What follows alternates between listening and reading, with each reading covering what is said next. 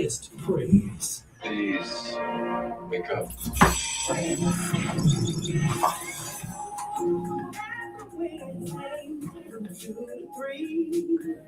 Here is where you wanna be. Call a neighbor, call a friend. Everybody tuning in.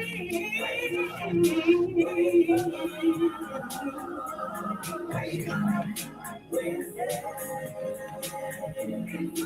up, wake up with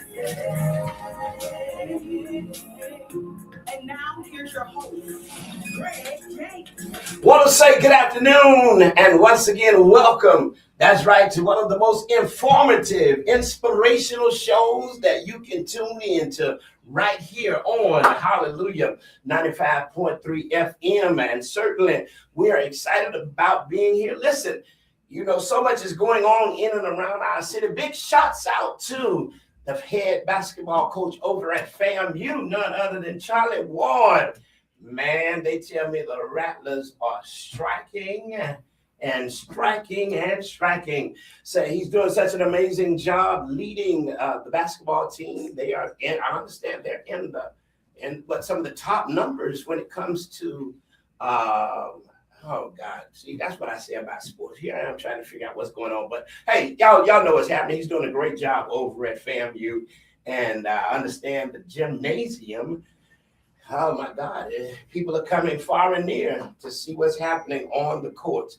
So I want to give a big shout out to him. And then on the other side of town, Leon County School Board. Oh my God.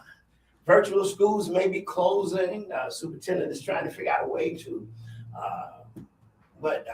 figure out a way to erase some revenues or figure out a way to do something that needs to be done.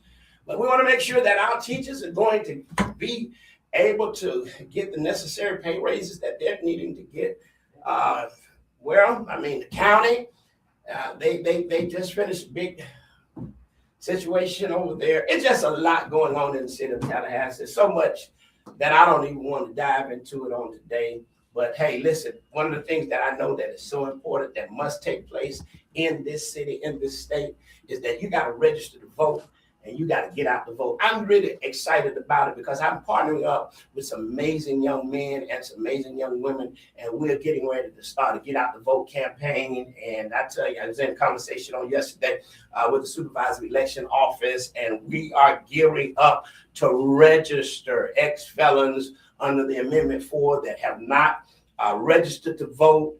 And we are putting together a major Get Out the Vote campaign, door to door. So I'm excited about it. And we're not going to talk about it, and we're not going to talk about what if, what it could have happened, what would have happened. We'll march into the polls come 2026. So I'm excited about that.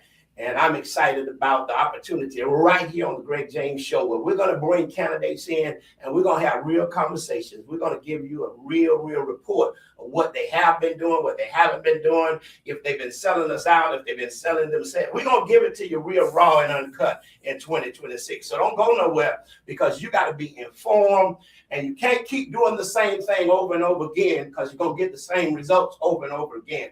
Okay, let me get off my soapbox for that. One time for the Life Church International.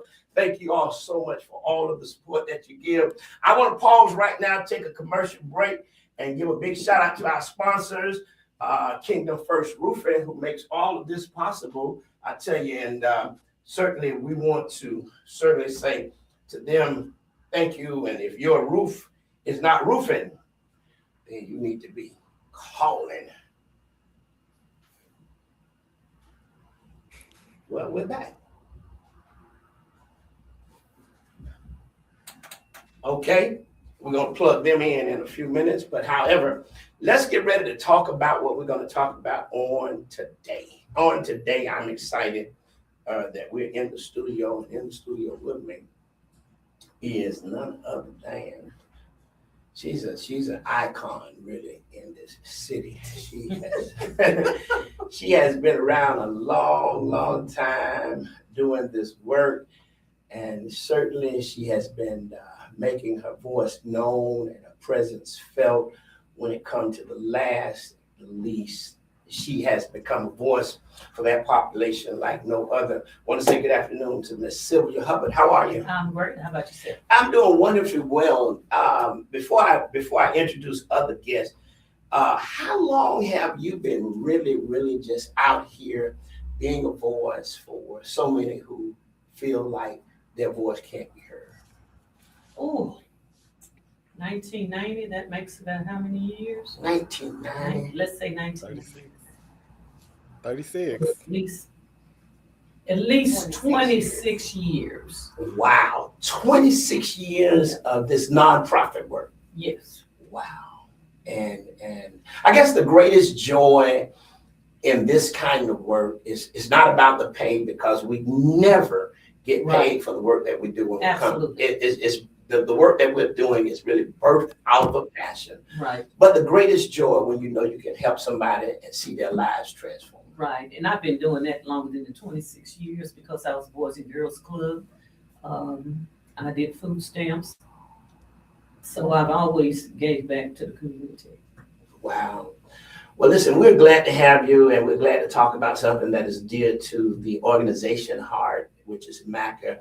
And just 4 years ago, you decided that you would pass the baton. You decided that you would not step down, but step aside, but yet still have your footprints in the work that's being done. And you decided that you would pass the baton to your daughter. Yes. And tell us a little bit about how that came about. Well, expansion.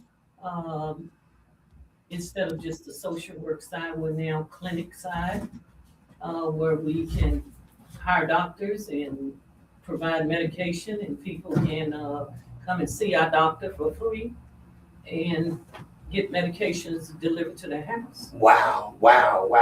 So one thing that I can say is that when you involve yourself in this work, you can never put a cap on it, because every opportunity that you have, it opens up another door for That's service. correct. That's Wonderful. So I want to say good afternoon to Maya.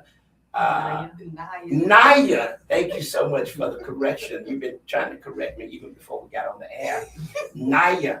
So Naya, you have now been serving for 4 years, and you all are doing something really special within the next week. And tell us a little bit about that, and then introduce the young man that's joining us on our live stream. Okay, so next week for observance for National Black HIV and AIDS Awareness Day, we are doing a movie premiere that is going to be by none other Chaz, and he'll tell you about the movie. But it's a movie in reference to HIV and AIDS and on the HBCU campus to educate you and show you how it's prevalent in our community. Wow. And that's the reason why we have National Black HIV AIDS Day. Wow. Well, for those of you who don't know, joining us on all of our streaming platforms is a young man that I understand is a graduate of FAMU, not a one-time graduate, but a two-time, man. He loved FAMU so much he went to school there for 2 degrees. Yeah. Want to say good afternoon to Mr. Chaz. How are you, sir? I'm doing well. Thank you so much for having me. Well, listen, we are elated to have you. Had a chance to do some research and had a chance to find out some wonderful things about you. If you don't mind, why don't you just tell us just a little bit about Chaz? Who is Chaz? And certainly Naya and Mrs. Hubbard, they think so much of the work that you're doing. As a matter of fact, I had a chance to see you design something like where them fans at. That's you? Yes, you do. I didn't bring with me today. I left them over there. Okay. But yes, so tell us a little bit about Chaz. Yes, so I'm a 2-time graduate from FAMU. I graduated with my bachelor's in theater performing arts and a bachelor's in business administration. I'm also a member of Phi Beta Sigma Fraternity Incorporated and Phi Mu Alpha Sinfonia Fraternity of America Incorporated.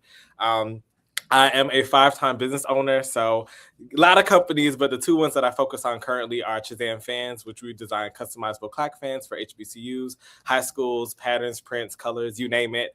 And also Shazam Dreams, which is my creative direction company, which is the house that we actually made the film under. So really excited to be here today. Wow. Well, thank you so much. Now you came to Tallahassee in what year? 2018. 2018. How was the experience? It was great. It was great. I actually have an older brother who graduated from FAMU as well. So being at FAMU when he was there and enjoying Tallahassee together was a great experience. I lived on campus my first 2 years, and having the opportunity to move off campus my junior year really opened me up to Tallahassee. I thought there was nothing there, but I learned about Fun Spot. I learned about a different, essentially critical spots that FAMU has, and especially the Tallahassee community. So really glad that I got the opportunity. Wow. Well, I mean, I think today what makes this conversation so unique is that, I'm sitting here with an organization that was birthed out of a need. And I'm sitting here with a mother, a daughter who now the daughter is at the helm of the organization. And one of the many services and one of the many things that you all do is dealing with the disease HIV. Right. How did that come about? And I mean, for you to be in your 4th year leading the nonprofit seems so young. I mean, how did you embrace the work around HIV? Well, I've always volunteered in it the whole time when she was working in it. So that was my exposure. Then also, I'm a social worker at heart. I do have my degree, my master's degree from Florida A&M and my undergrad from Florida State. So working in the community and helping people. And then when I started volunteering and seeing like, oh my gosh, this is bad and it's not on TV and they're not showing what effects it's actually having on our community, I started joining forces with her and actually like volunteering even more and not just doing it because it's my mom, it's because I saw the need. Wow. But Chaz, I want to go to you because I'm sure there was no collaboration when you thought of doing the film that we're going to talk about. What was it that moved you to take an interest in being able to make HIV visible through a production? Yeah, so like I said, I studied theater when I was at FAMU, but as I was graduating, one of the biggest things that I wanted to do was make my art activism and advocating for different communities that didn't have the opportunity to necessarily speak for themselves or didn't feel safe to. And as I was graduating, I remember like Lily, a couple of my friends, we'd always get around, like especially because, we're graduates now, so we're in the summer, not a lot to talk about. We just always, around each other. And HIV became a discussion, and I feel like it wasn't a safe space for everyone to talk about. It was kind of a gossip thing where they're talking about who got it and who doesn't. It was, to me, it didn't feel like that was the right way to do it. And I feel like because a lot of us didn't necessarily learn about it, in college and didn't have, courses that talked about, safety prevention when it comes to sex and other things like that and health and wellness. So I felt like when I was starting to write the film, it became prevalent to me that when I was doing research that a lot of people actually don't talk about it in their communities, in their classes, in their colleges. So creating a film that delved into it, kind of gave perspective to it, put a face behind it was really, really important. Wow. So I think that I want to ask this question because I feel like I think Chaz, you said something. You said, when you all were in school, it was a gossip conversation, something that people would gossip about. Right. And do you feel that people gossip about it because they're not aware? They have no knowledge of the impact that it's having on African American communities as a whole. So they turn it into a laughter. So when I started working with HIV, I had no knowledge. And it was one person that came and said, they're making decisions about our community and we're not sitting at the table. Right. And when I got into it, I was like, are you kidding me? We have that much HIV in our community and we're not talking about it. And we did a lot of work, but again, I'm just one agency trying to make a stand against HIV in the community. And like Naya said, she saw what I was doing and said, oh, there's a need. FAMU was one of our biggest supporters. Wow. Well, we used to bring Shirley Graff before she got noticed in Big Girl in the movies and things. She used to come here. And the students at FAMU, that was, 2010 maybe? Yeah, she would come. And actually there was those in leadership at the state level that were upset that we would bring her. But we did have other people that would donate money to bring her, and God had favor on us. So we was able to do all these things throughout all these years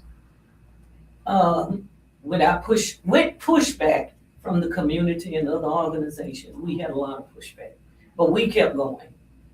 And I guess you kept going because you knew how important it was to spread the message and to make people aware of this disease and how it's impacting our community. And so many of our people were dying because they couldn't access services or didn't know where to get services.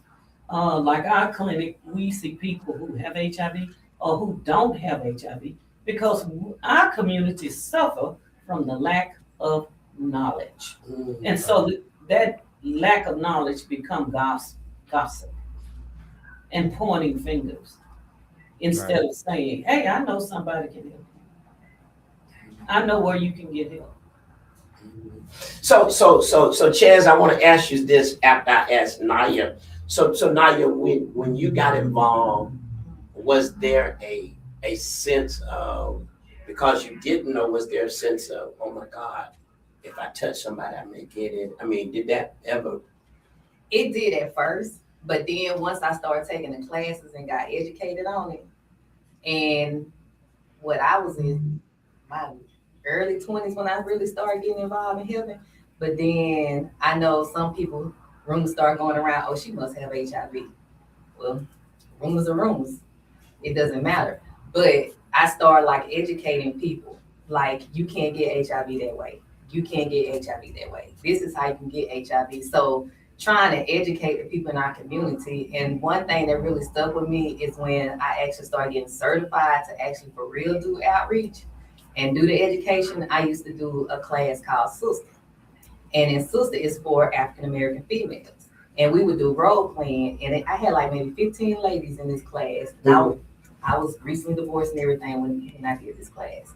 And the role playing, it was some word that one of the girls used that her man used toward her. Out of those 15 ladies, like 7 of them was sleeping with this same guy. You kidding? I kid you not. In the same class? In the same class, and he was HIV positive, but I couldn't tell them that, and they didn't know he was HIV positive, but he was sleeping with all 7 of those women. So, and that really like hit me like, okay, no, this is for real now. So that's what really was my turning point. Wow. Well, Chaz, you're in college. You all are having conversations about HIV. It's conversations that create a little laughter. No one really has taken the seriousness of it at this point. But now it touches you to say, I want to look at this a little deeper. When that happened, how did your peers see you? I mean, you said when you started working and the rumors, oh, she must have it. How did your peers see you? And if I'm being quite honest, I think because we just finished the film, I think bringing it to FAMU is like the first kind of like view that people are having of it. I haven't heard much from my peers, but I know a lot of my peers have been very supportive because they know it's something that's really impacting our community, especially young people. Like the rates when I was, because in my research, I was doing rates about, looking at it in college towns, especially like Atlanta, Tallahassee, especially HBCU prevalent cities, and seeing that we had the highest rates amongst, other cities and other places. It was like, we can sit and laugh about this, but this has become a real issue and you could be next. And I think kind of understanding the seriousness of it, people are like, okay, and similar to what Naya was saying, I feel like growing up, it was something where people were like, if you touch it, that's how you contract it. If you even look at somebody, that's how you contract it. And kind of like learning that that's not the reality. And then obviously understanding the resource and health side of it of, now we have different resources that people can access like PrEP, PEP, a lot of things that, they didn't have 20, 30 years ago where, it became full-blown AIDS and people were dying from this disease. So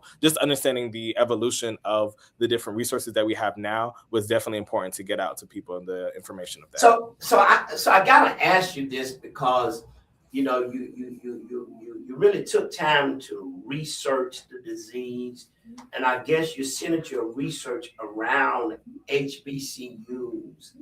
And was there any data to show that the campuses of HBCUs had those who were infected? Yeah. Yeah. So Atlanta was definitely one of the top. I feel like because, it's essentially, I believe, I want to say it's about 6 HBCUs in that area, but Morehouse, Spelman, Clark Atlanta. And not only that, Atlanta was already a prevalent city already for HIV because of, the high rates of like Black people, and especially the queer community. So understanding that, but then seeing that Tallahassee was like the second was kind of concerning to me because, Wait, let me stop right there. So ahead. Tallahassee Yes. is the second highest with. What you have here is people who know they have HIV. Wait on young guys to come into town as students of FAMU, Right. and they solicit and pass it. Or some people come and have it to go to college here, and they don't tell, and they have sexual relations.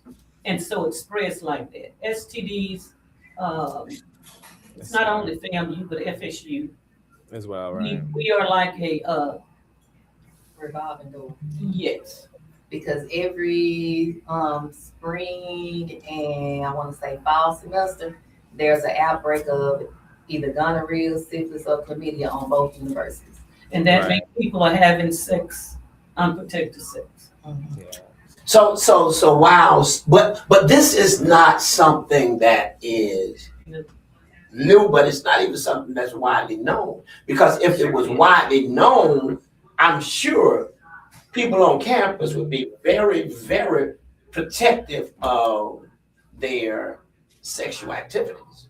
Well, Right. people on campus, when we first started going on campus, we do the candlelight visual that you've been a part of for years. Yeah. To make people aware. We used to have a great presence. That kind of fell off the last, maybe 10, 15 years. Where student medical people, they used to partner with us. Dr. OKK over on FAMU, she used to make her students participate. We used to go on campus and talk about condom use and do sister classes. We used to be in the dorms. Change of leadership kind of got rid of some of that. So people are not there as much testing and offering condoms. I don't know if the student medical place even offer condoms and testing. Wow. I don't know if they do that anymore. Wow. I mean, this is really alarming, Chaz, to hear that the HBCUs in Atlanta, or the city of Atlanta, has the highest rate, and then just 4 hours away, we're here in Tallahassee, another HBCU, and the numbers are alarming here. After looking at that, and perhaps now you are away from the university, how has your conversation been?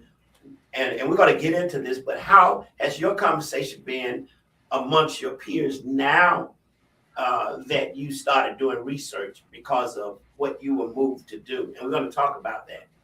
Yeah, so I will say after I graduated, I moved to DC. And oddly enough, I've always been the kind of person that believes in like mentors and mentees. Like you have to reach back, you have to give back and kind of pour the knowledge you have into future generations and also receive knowledge from past generations. And I remember moving to DC and I actually had the opportunity to get a group of young men as mentees. And I remember just telling them about the seriousness of like watching their mental health, but also their sexual health, especially when it comes to, the things that they're doing on campus. And I know, they're young and they want to have fun and be free and do all these things. But I feel like having those serious conversations with them and letting them know, like, if there's anything you want to talk about, I'm here. You don't have to feel like I'm not safe, I'm not comfortable, I'm not, anything to have a conversation like this. And I remember just having the mindset that if I don't talk to them, no one will. Because I think a lot of times, especially when I got to DC and speaking to people who've lived with HIV for 10, 20, 30 years, and kind of seeing the things that they went through, whether it was, the stigmatization or just bullying or, just even trying to get access to different resources like PEP and PrEP and, stuff like that. I feel like kind of having those conversations and learning that this has to be a conversation amongst us as a whole, because if we don't, it's just going to ruin our whole community.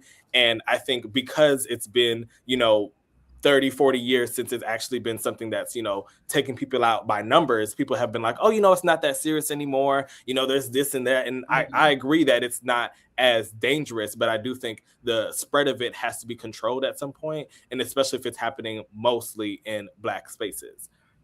Wow. Well, listen, I tell you, this is so rewarding. For those of you who are tuned into the broadcast, we are talking with the CEO of MACA, Sylvia Hubbard, and the Executive Director, Naya Hubbard. And we're also talking with Chaz. He got a plethora of titles, but today he is working with us under the new production that he has, that he's going to be sharing with us more about when he gives us insight on his journey back to FAMU in partnership with MACA for the National Black HIV Awareness Day, which is going to be taking place on next Wednesday. Correct. Is that correct? Correct. Next Wednesday. So let's talk about what I feel like now is so important.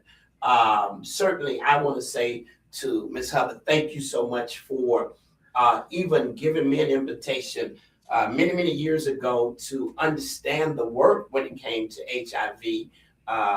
You were looking to educate faith leaders, and I just happened to be one who was dabbering and up for the challenge. And a lot of my pastor friends said, "Nah, man, I don't want to go to the meeting." I went to the meeting, and from the meeting, you extended an opportunity for me to work with you to kind of like educate the faith community. So I became aware and I became very knowledgeable about the disease and how it was impacting. So I want to thank you for that.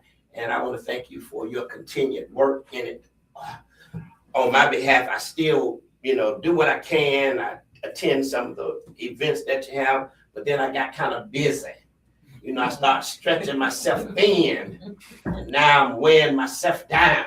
But you're still in that same lane. And I tell people all the time, you could be a jack of all trades and a master of none. And I try to find myself doing so much rather than finding that one lane. And you found that one lane, and that has really been impactful. And you have been constant and consistent in the work. And there's so many people that are now able to tell their stories because they feel a level of comfort, and they feel that it's nothing that I have to be ashamed of. That's right. It's like just like HIV has the potential to cause early death, so does high blood pressure. Absolutely. So does diabetes. That's right. But there's medication, and if you take those medications, it has the possibility of extending your life. That's So we put the taboo effect on anything. right.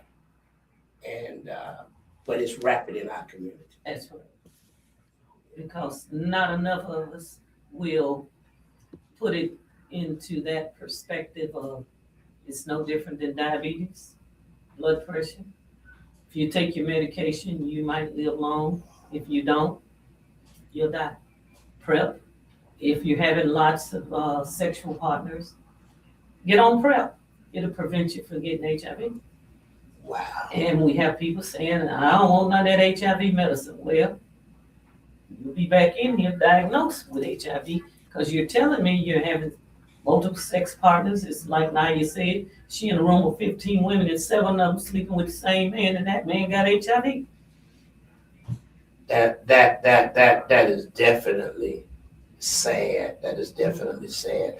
Now, let's talk about now what's coming up on next Wednesday. For those of you who are listening to the broadcast, I want you to mark your calendar for next Wednesday. It's National HIV Black Awareness Day. Mm-hmm. Next Wednesday, what's happening? Okay, so next Wednesday, and this is the first time in years that we have all agencies and organizations that have some type of experience or services in HIV and AIDS that have partnered together for this particular event. And it's going to be wow. I got to stop you. You said something that really, I don't know what I felt. I don't know, but you said this is the first time in years all agencies Yeah. Yes. that have any kind of work with HIV Right. and AIDS have come together. Right. Yes. This sounds so refreshing because I feel like the Bible. Now, this is a Christian radio station, but my talk show is kind of raw and sometimes it get a little ratchet. But here's the thing: the Bible said, "Behold, how good and how pleasant it is for brethren to dwell together, for organizations to dwell together." So you saying, and this is the first time in years that all of the organizations are coming together Yes. for next Wednesday. Yes. And you all are leading this initiative. Yes. Wow. Tell us a little bit about it. That's amazing, because if we can just work together, we can do so much Right. more. Right. Well, we have Red Ribbon meetings. That's where we invite the community and all the agencies work together to discuss and do a plan of action and talk about services that's available within each agency and what can we do to make things better in this, not just in Leon County, but the surrounding counties.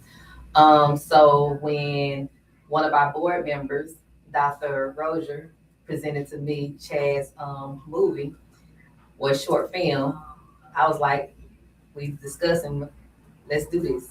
This can be for National Black HIV and AIDS Awareness Day. So you did not know Chaz until this discussion was birthed. I knew him, but I didn't know of his movie.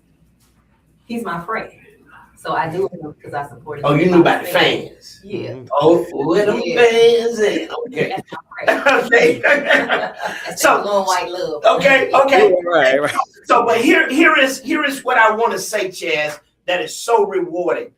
She heard about it, and immediately she said, "Let's do it." Right. She did not push back. She said, "Let's do it." Now, Chaz, I want to come to you because here you are, possibly. I don't want to speak prophetically, but you're about to become a Harriet Tubman, an advocate Okay. in a major way, because this short film is about to take off and it's geared at educating. How did this happen? Yeah, so and it's crazy because we shot the film in March of 2025. And in my head, I was like, I don't know when this is going to be finished because this is my first short film. I'm like, I don't really know this kind of industry. So I'm just going with the flow, trying to be patient.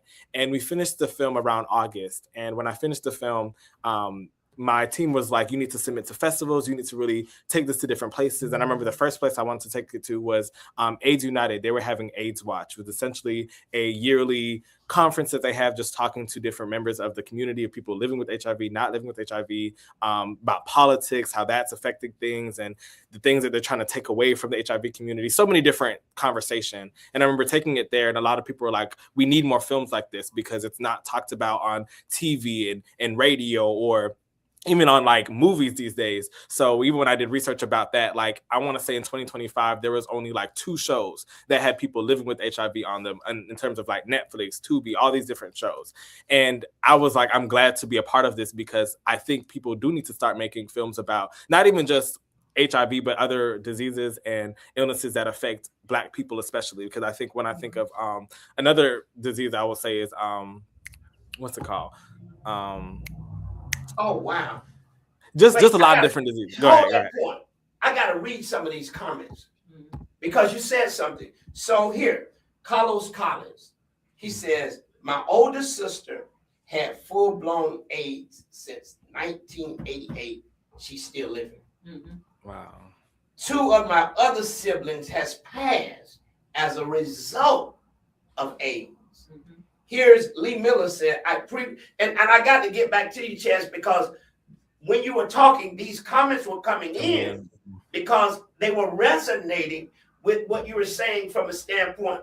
You did research and nothing was on the air, nothing was on the networks. Lee Miller said, I previously worked as a case manager at an AIDS clinic. It was the most transformative experience of my life. I lost a lot of friends, but the treatment has advanced. prevention is control. Yes. So people, listen to me. I just feel and believe that what you have done, listen to what you said. You did it in 2025. You reached out. Someone told you, we need more of this. I believe you're at a time, you're in a place now where about what you worked on in 2025 is about to birth a harvest in 2026. My God. Because your passion for it, nobody asked you to do it, nobody funded it for you. You did it because of a passion. Right. Go ahead, man. I feel No, it. thank you. I received that. Thank you. And I feel like the passion really birthed from my community and the people that I was around. And even when I think of sickle cell is another disease that truly affects Black and brown people. So and that's also talked about in the film. And I think just kind of giving it a face to it and having conversation about it that feels healthy, that feels safe, and make people really, resonate and want to have more conversation about it, whether through comments, social media, in person. I think it's really, really important. And after we left AIDS Watch, we actually took it to a film festival called HBCU First Look in Washington, D.C. And we won the film festival. And I will say I was not expecting to win the film festival. I went 3 years ago just to experience the festival, and going back to just submit my film was more so the full circle moment for me, just to have that opportunity. But winning the film festival was a look at God moment, because essentially all the money that I put into the film is what we won. And it was just essentially what you were talking about, like reaping a harvest. So this year, really excited because now we're getting the opportunity to, have conversations in person with people, not just, having a festival and showing it, but screening it and having conversations and panels with people that are in the health field, that aren't in the health field. And then we'll also be on Tubi next month for February. So really excited to just bring it to more. So you said it's going to be on Tubi next month? Yes, it'll be on Tubi next month. Nice. Wow, nice. So for those of you who are listening to the broadcast, I want you to mark the date. The date is February 4th, February the 4th, 5 p.m. 5 p.m. College of Pharmacy, College of Pharmacy, Florida A&M University. Florida A&M University, and it's free. Wow. And it's free. It's free. You want to make plans to mark your calendar to be there. Chaz going to be there. Chaz, some of your team is coming. Yes, our lead actor will be there as well. His name is Justin Banton, and he's truly a phenomenal young man. He's been in a few other films as well in the Tallahassee area because he graduated from Florida State University, love the Noles. But he's been very adamant about wanting to use his voice, his platform to also just bring awareness and make an impact as well. Wow. Listen, for those of you who are listening to the broadcast, you want to make plans to be there. I want to challenge our schools, our high schools. I want to challenge you to get your students there. I feel and believe that this is definitely, as we move into Black History Month, this is definitely an opportunity to see a young man who graduated from FAMU 2 times, and he got them fans, and he got that, and he was crowned. You were King of Orange and Green, yes. King of Orange and Green. And so it's an opportunity to meet him. It's an opportunity to let him tell you, especially our young people, that dreams deferred are not dreams denied. Amen. If you just stick to it, hold on to it, you can see it come into fruition. Right. And so that's next Wednesday at the pharmacy building, and some of the actors are coming. I got to ask you this, Chaz. Now, you don't got to give away all the film, but I need to get a little appetizer. What is it about? I got you. So it's about a young man who just graduated from his HBCU. I will say the HBCU is technically Morehouse because we wanted to make sure it was something that resonated with audiences that are most, accepting of it and in that community. And it's just a story of faith, resilience, and community, because I think those are 3 powerful forces that can help you get through anything in life, whether it's overcoming an illness, whether it's losing someone in your family, whether it's, losing a career, a job. So I feel like those are the 3 pillars of the film that really stand out most. I don't want to interrogate you, but did he know okay, I just have to come see it. You gotta come and see. Well, I'll watch it on Tubi, huh? So Or watch that's it on going to Tubi. air on Tubi when? So it'll be airing on Tubi on February 9th. So it'll be on there for 3 months, essentially for Black History Month. That's why it's launching. It'll be there for 3 So when months. is the event? The event is February 4th. Okay. We get a the- sneak the- preview. yeah, Oh, we get so a- Yes. so listen, y'all can catch it before. Y'all can catch it before February the 9th. Y'all can catch it live and in person, and y'all can get a chance to get a photo, autograph with the man himself. And we'll have pins as well. And you got pins as well. Yes. And so y'all gonna tell us a little bit about that night. Tell us a little bit about that night. So before we do the screening, we have all, like I said, all the agencies will be there, and everybody will have a booth, and you can go to each booth and learn about what each agency has to provide and what they have to offer. We also have Scale It Up from Florida State University that will be there. So if there's any Florida State students there, they'll have their services, and they also do services in the community as well. And then you have some of the student services on FAMU campus that will be there. But you have all of the agencies that provide services within Leon and the surrounding counties there, so you can go to their booths. We also have Neighborhood that will have their mobile unit van there, and they will be doing HIV testing if you want to get a free HIV test done. And just so you know, HIV test is free, so there's no reason why you don't know your status. And you can do like I do. I treat it as my yearly thing when I go get my physical every year, that I get that test. So Wow. that's something that I tell everyone, like, treat that as your normal routine. And if you switch partners, go get a test. And so what does the doctor say when? I actually left one doctor because I asked her to do a STD screening on me, and she was like, "Why you not having sex?" I didn't ask you that, and she refused to do it. So I left that doctor, and I now go to another doctor. So you gotta know how to advocate for yourself as well. But when I tell my doctor, "Hey, I want STD screening," there's no questions asked. She does. You know, I was talking this morning earlier with Representative Allison Tant, and we was talking about legislation that's in the House now concerning STD. Mhm. And so, you know, there's so much we got to make ourselves aware of. And if we're not, the Bible says that people perish for lack of knowledge. And it's not just biblical knowledge. We got to become aware Right. of so much more. And for those of you who are listening to the broadcast, I pray that this broadcast today has given you some sense of inspiration. It's given you a sense of motivation to learn more about the disease.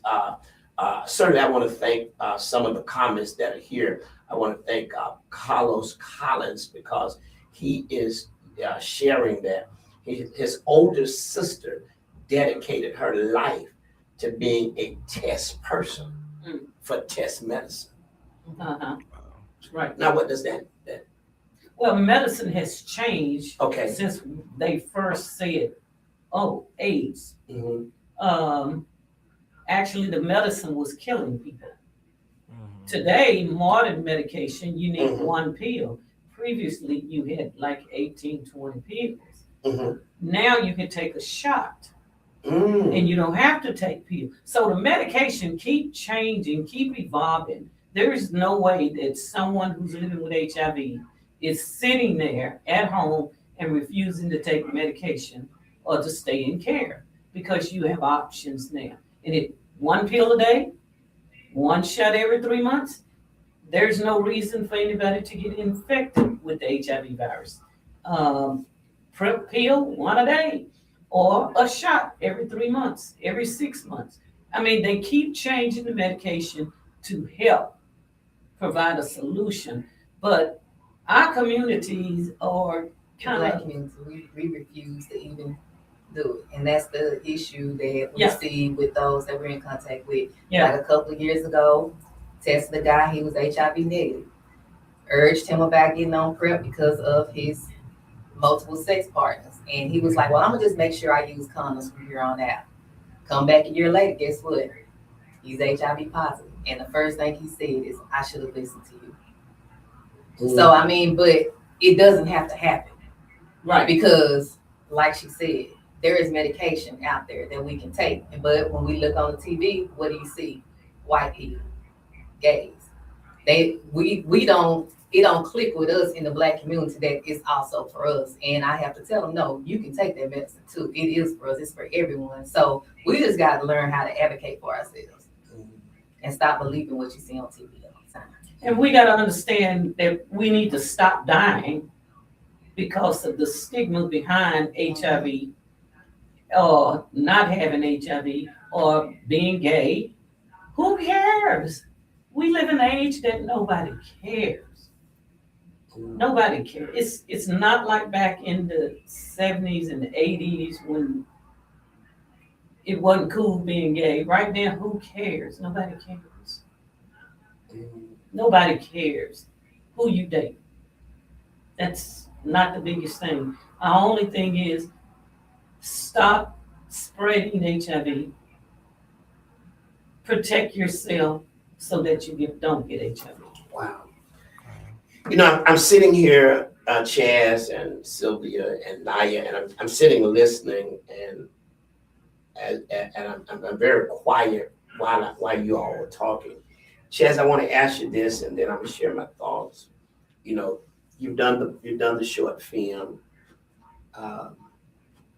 Do you think that you have seen a more informed and a different conversation coming from your peers and those that are around because of your work? Yeah, I think it's become something that we take more serious. And even my friends now, like we'll call each other like when we're on the way to a checkup or on the way home, and just kind of give that comfort, because I know how fearful it can be to be on the way to an appointment or leaving an appointment and hearing certain news and having that fear, because I feel like all of our lives we've been fearful of so many different things, from you know, the police brutality, politics, so many different things. But I feel like when it comes to health, I feel like that's the one thing that we have control over and we're taking back the narrative on. And I feel like hearing that from my peers of like, let's take back the narrative, I'm really excited to just see where the next few years come for us. So you feel, I mean, hearing you now, after definitely a leap of faith, taking this leap of faith to research, put a production together, do you feel that this has been something that really was an assignment? I say, yeah. I think, and it's so funny because I always tell myself, like, sometimes when assignments get assigned to me, I'm just like, I have a fear of doing it, because this was something that, you know, God gave to me in 2022, and I really didn't start putting the effort towards it until 2024. And I think sometimes he pushes and pulls you to do certain things by taking things away. So I remember I was working at Capital One, and I ended up losing my job essentially at the beginning of 2024. And I'm looking at myself like, what's next, God? Like, I don't know. And it's funny because I put in my notes when I graduated a whole bunch of like just brain dump things of like, okay, I want to make a film about this. I want to do this. I want to do that. And I would just let it sit there. And I think just getting to a point now where it's, you have to do this assignment now or it's going to be too late, was really like a wake up call for me, especially seeing, like we talked about before, of like the different policies that they're putting into place in government, and realizing that it's affecting us. Really, it's affecting a lot of people, but I feel like we're the most affected, and we're not looking at the news in terms of that. We're ignoring it. We're thinking it doesn't necessarily pertain to us. And I feel like it's because we don't see it enough. We don't hear about it enough. So I feel that was definitely an assignment. Wow. Well, listen, for those of you who are listening to the broadcast, we are talking with Chaz. Chaz is a FAMU graduate and has many titles that he's involved in when it comes to his entrepreneurial. But one of the things that he is joining us today about is the short film presentation that will be shown on next Wednesday over at the College of Pharmacy starting at 5:30 as we observe the National Day for Blacks with HIV awareness, along with MACA and a plethora of other organizations that are coming together for the first time. Yes. Wow. So let me say this, because Ms. Hubbard, you've been at this for well over 20 plus years. You've been at the helm now for 4 years.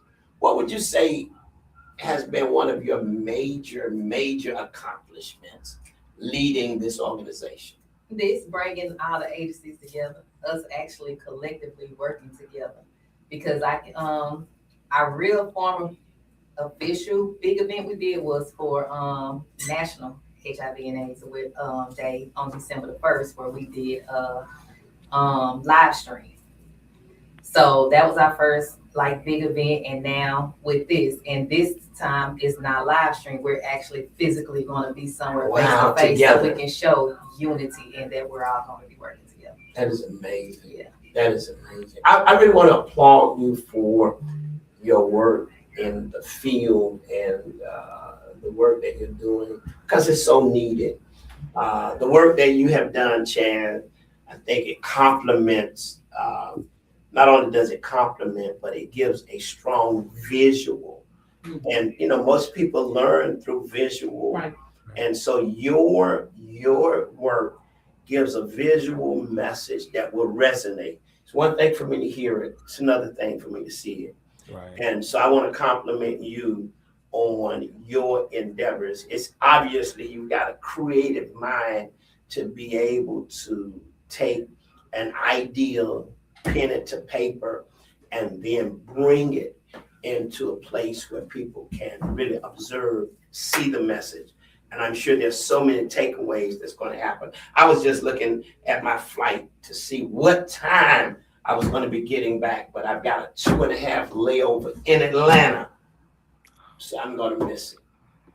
So, Chad, I got to figure out how to get a sneak preview.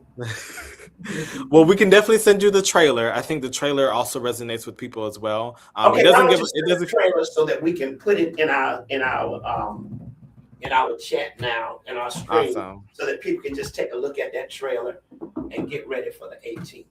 Well, listen, Chaz, is there anything else that you would like to say? I really would like to venture off just for a minute and talk about how did you come up with this idea about them fans? Because everybody got them fans. And it's so funny. Once again, thank you so much for even bringing that up. I know it's kind of very left field from the topic we're talking about, but We need fans. I have some fans for Wednesday. Anyway, we have Him Plus fans as well, so that'll be something that we won't necessarily be giving those away, but we might give 1 or 2 away to students or anyone who joins us as like a giveaway effort, just to kind of, like I said, spread awareness. But essentially, same thing with graduation. When I was graduating, I had a brain dump of a lot of different things, and the other thing was the fans, and I guess that is something that I resonated with as well, because I hate sweating. I'm someone who, I feel like growing up, I used to sweat profusely for no reason, whether it's because of nerves or I'm in a hot space. I grew up in Florida, so we were 90 degrees, 100 degrees. And I remember as I was graduating, I was telling one of my friends, I was like, I want to make a fan company that doesn't make fans that just say, you know, explicit words or, you know, just negative things. I want something that kind of highlights Black culture, whether it's about HBCUs, the Divine Nine culture, and something that really makes a statement in fashion. And my friends were like, we can't wait for you to do it. And I remember 2023 had come, and my friends were like, time is ticking. Where's this fan company? And I literally took 2023 to really sit and pray about it and really resource and research in terms of like what it takes to really start a company like this. Because, you know, I'm a lot of times just doing it on my own, but I'm grateful that I have a family that also supports me and helps me, you know, bring visions to life. And I was like, I'm going to do this in 2023. And it just launched from there. So really, really, really grateful for that. So you have created fans that are geared toward all of the HBCUs. Yes. Colors. And blue and white family too. Yes. Hello. So I will say we were going to start with the Divine Nine. So the first fan I ever made was a Sigma fan. And I will never forget, I brought it to the probate that was happening for Phi Beta Sigma at FAMU's campus. And I want to say it was May of 2023. And I remember people were looking at me like, where'd he get this fan from? And it was in my head, I was like, this is just really for me, because like I said, I don't like sweating. And I was popping it, making noise, and people were like, he really has this fan and using it, and nobody's like saying anything about it in terms of like it being bad. And I just knew that was a sign to me of like, I can really make this into something and make it a cultural phenomenon. And that only doesn't have like an impact in terms of, you know, the culture that we have, but just in terms of like people really feeling like we can have fun. We can have fun in terms of football games. We can have fun at probates. Like it doesn't have to always be so serious. Wow. So yeah. Wow. Well, hey, listen, ladies and gentlemen, you want to mark the date next Wednesday at 5 p.m. at the pharmacy building. Chad's going to be in the building. It's a community event. It's a community event. Organizations that are Church groups. that are dealing with HIV, faith community. Everybody's coming.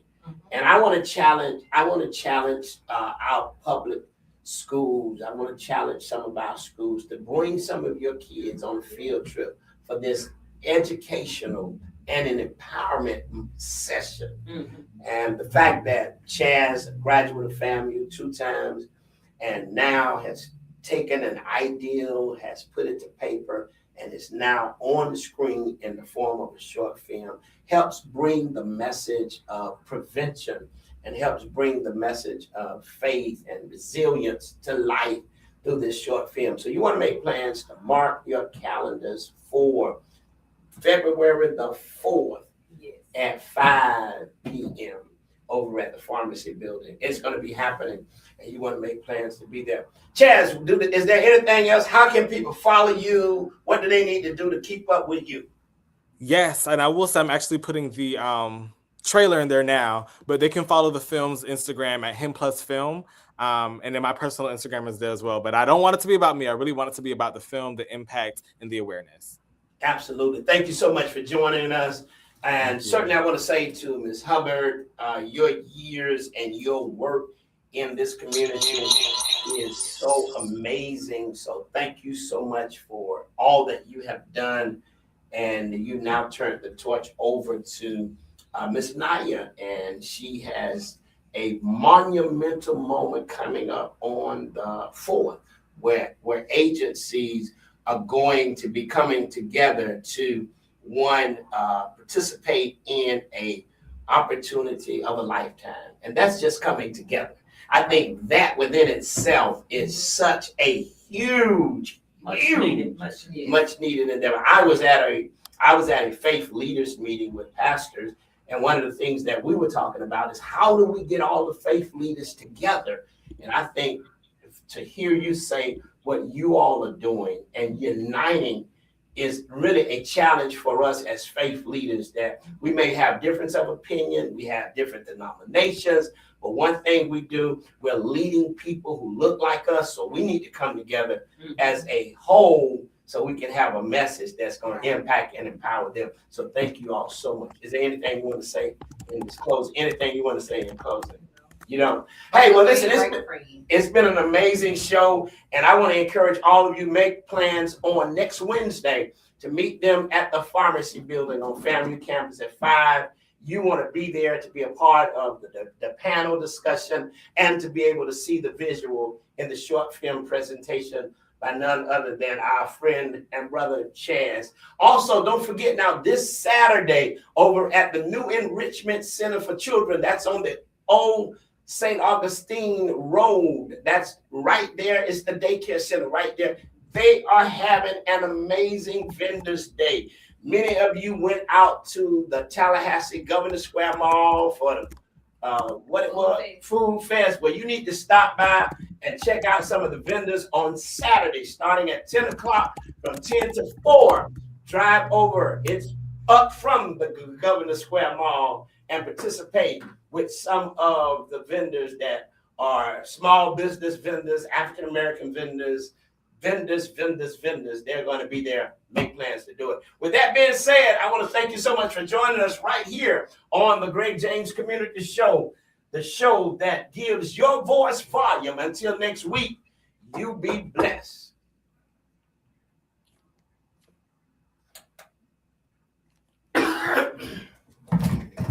See you Wednesday, Chaz. See you Wednesday. Thank you all so much. I truly appreciate it. All right. All right. Thank you. Okay. We good? You hear me? Yes. Okay, listen, man, you were absolutely, let me make sure we off the hand.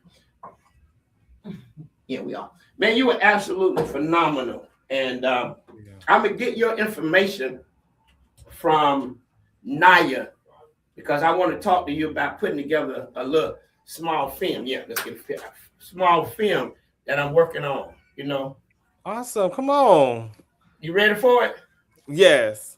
Okay, now I was a drug dealer and a pastor, so I went to prison behind that. So you ready? You sure you ready? And then I got him. He froze up on me then. We all got a story. It's our testimony. Come on, I love it. I love it. Let's look this way. Look at me, y'all. Oh, 1, 2, 3. Smiling. Look at me. 1, 2. Now get him right there. Okay. Got it. Okay, thank you. Appreciate it. Okay, I'll get in touch with you. Awesome. Thank you so much, Pastor James. Thank you. good to see y'all.